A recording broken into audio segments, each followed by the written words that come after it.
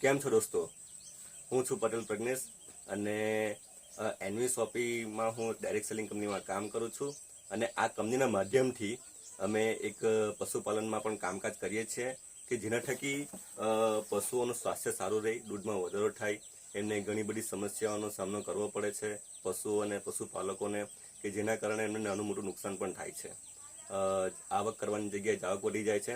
તો તેના માટે અમે એક પ્રોડક્ટ્સ લાવ્યા છે અને જે ડીકેલ કરીને ડીકેલ ડીએસ નામનું વસ્તુ છે અને તે કેલ્શિયમ અને મિનરલની અવેજીમાં આપવામાં આવે છે.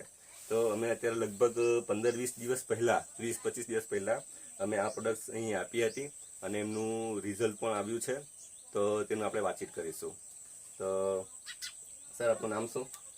પટેલ અનિલભાઈ ફુલજીભાઈ. પટેલ અનિલભાઈ ફુલજીભાઈ.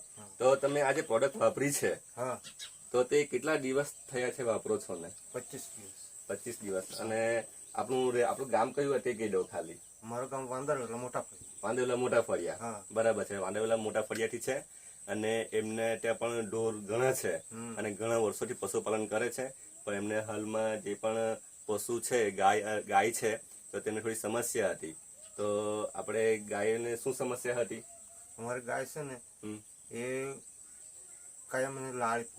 બરાબર. હા, હા. તો અત્યારે એમ સારું છે, ઠંડક થઈ ગઈ. ઠંડક થઈ ગઈ છે. બંધ થઈ બરાબર. ગયો. હવે એમ ગર્ભધારણ કરે અમને આશા છે. બરાબર છે. આ કેટલા વર્ષથી આ તકલીફ છે ગાયને? આ 2 વર્ષ જેવું થઈ ગયું. એટલે બરાબર. હા, 2 વર્ષ જેવું થઈ ગયું. પણ આનાથી મને તાત્કાલિક આરામ પડ્યો. તાત્કાલિક આરામ પડ્યો. એટલે હજી એમનું જે ગાય છે તેને ગર્ભધારણમાં તકલીફ પડતી હતી.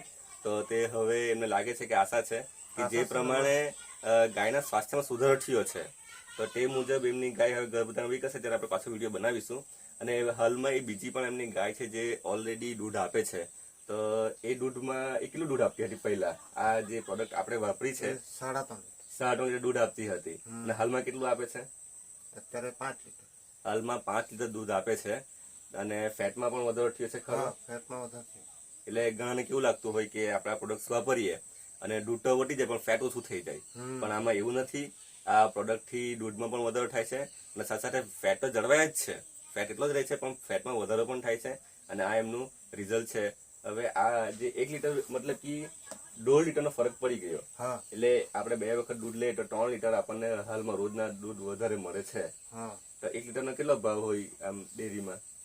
એ તો અત્યારે ચારેક આપણે ફેટ આવે ને, અમારે અત્યારે હાલમાં 4 ફેટ નીકળે. બરાબર. 39 રૂપિયા જેવા ખરા એમ. એટલે કે 1 લીટરના 40 રૂપિયા, તો 3 લીટરના 120 રૂપિયા થાય. 4 × 120 રૂપિયા. એટલે રોજના 120 રૂપિયાનો વધારો થયો એમ કઈ ચાલે એમ. અને આપણે જોવા જાય તો 1 મહિના આપણે દૂધ ભરીએ છીએ તો 42 36 3,000 નો આમાં ફાયદો થયો છે. અને આજે દરેક પશુપાલકોએ લેવી જ જોઈએ કે જેના થકી તમને તો આવકમાં વધારો થશે જ, પણ સાથે સાથે પશુઓના સ્વાસ્થ્યમાં પણ સુધાર થશે અને પશુઓનું સ્વાસ્થ્ય નબળું પડશે નહીં. આજે જે પણ ચારો આપણે આપીએ છીએ તો તેમાં એટલા પોષક તત્વો હોતા નથી. આપણે જે પૂરી આપીએ છીએ, પુડેટી આપીએ છીએ, તો તેમાં પણ કેવું છે કે થોડે ઘણા રાસાયણિક ખાતર ઉમેરાયેલું જ હોય છે, યુરિયા અને આ તે પણ. તો તેના કારણે પણ આજે પશુઓને જે પૂરતા પ્રમાણમાં પોષક તત્વો મળવા જોઈએ તે મળતા નથી. અત્યારે જ હમણાં સાથે વાત કરી કે પહેલાના ટાઈમમાં પશુઓ છૂટા જંગલમાં ફરતા હતા એમ, અને છૂટા ચરતા હતા. એ લોકોના પ્રમાણ જે પણ ઔષધિઓ એ લોકોના રીતે લઈ લેતા હતા. પણ આજે એવું નથી. આજે ઔષધિઓ પણ એટલી ઓછી થઈ ગઈ છે. તો આ જે આપણી પ્રોડક્ટ્સ છે ડીકેલ, તો તેમાં જીવંતી, શતાવરી, સ્પિરુલિના એવી ઘણી બધી પ્રકારની ઔષધિઓ નાખી છે. તો જે પણ પશુઓમાં જે પોષક તત્વો ઓછા થઈ જાય તો તેની પૂર્તિ કરે છે અને પોષક તત્વો ઓછા હોય અને જે પણ સમસ્યા આવતી હોય તો તેનું નિરાકરણ આનાથી આવે છે. અને આજે અમને ત્યાં આટલો ફરક લાગ્યો છે.